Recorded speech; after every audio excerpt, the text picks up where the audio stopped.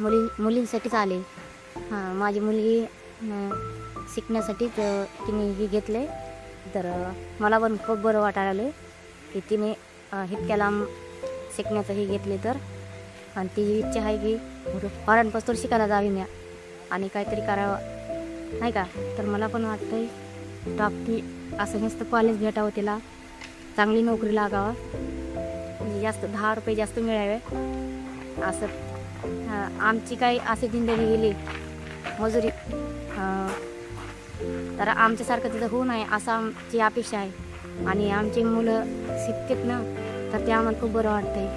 आम्हाला शिकवायला कोणी नव्हतं. आता आमची इच्छा म्हणजे जास्त होती, पण घरी शिकवायला कोण नव्हतं. आईवडील गरीब होते, मजुरी करणारे.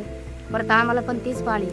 आम्हाला वाटते की आमच्या मुलांना असं येऊ नये आमच्यासारखे, की कष्ट करायचं, मजुरी करायची, लोकांच्या बांधाला जायचं, हे असं नसू नये असं आमची अपेक्षा आहे.